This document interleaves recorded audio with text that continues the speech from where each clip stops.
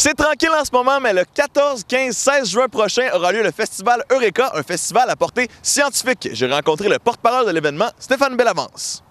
Stéphane Bellavance. C'est moi ça. Comment ça va? Ça va magnifiquement bien toi-même. Fort bien, fort bien.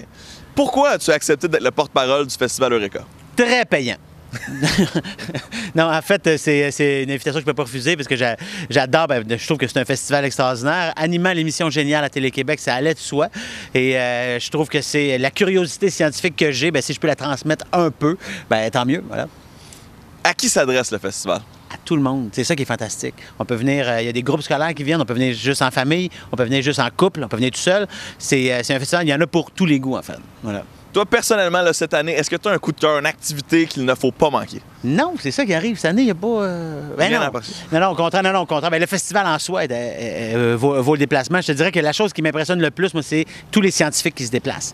Il y en a plus d'une centaine qui sont là et qui répondent à toutes vos questions et qui ont préparé pour vous un paquet de trucs qui font en sorte que la science, vous allez pouvoir la toucher, la voir, l'entendre, la goûter même.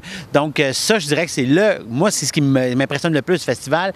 Mais j'ai un petit faible pour un duo d'Américains qui vont être là, venir faire 3 représentations d'un... Tu sais, les shows, mettons, à Las Vegas de jet d'eau, là. Oui, des geysers. C'est ça, exactement. Mais eux autres, ils font ça avec du Coca-Cola puis des Mentos. Wow! Fait qu'ils font exploser à peu près 150, 100, je sais pas combien, mais des dizaines et des dizaines de bouteilles de liqueur. Et ils font une chorégraphie avec ça. C'est assez spectaculaire. Une douche de liqueur, c'est à ne pas manquer.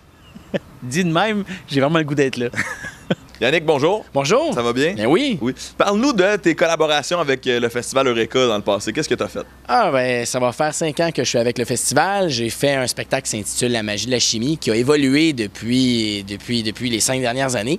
C'est un spectacle qui, au début, commençait avec des petites démonstrations, puis j'avais un public qui était très ciblé en chimie, puis c'était très le fun. Mais à un moment donné, tu découvres que tu peux faire quelque chose de plus, puis d'amener ça encore plus gros. Donc maintenant, c'est rendu un spectacle haut en couleur.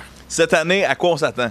On s'attend à des démonstrations, une dizaine de démonstrations qui partent de la plus simple, de la réaction en chaîne jusqu'à la pâte à dents d'éléphant, en passant par une réaction explosive.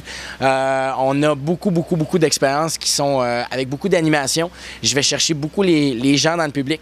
Donc, je cours après eux, je les amène sur scène, puis on tripe ensemble.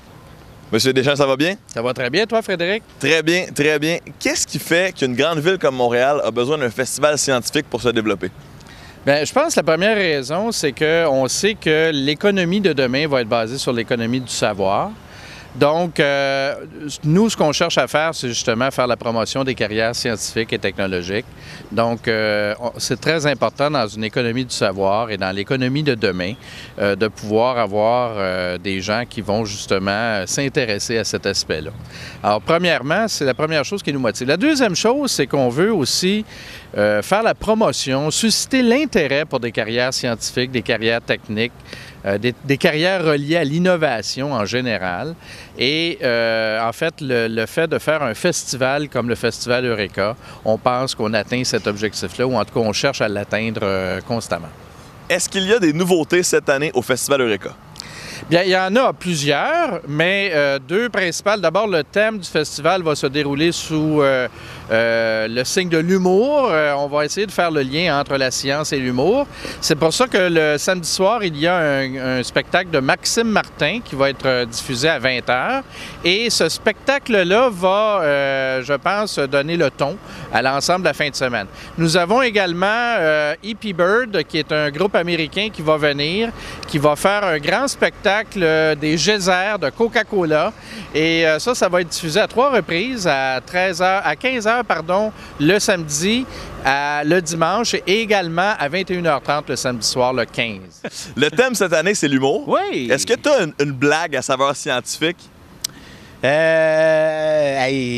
fait longtemps, mes jokes de molécules, là, ça me revient pas de même, mais je sens que toi, dans ton nez, je le vois dans ton nez que toi...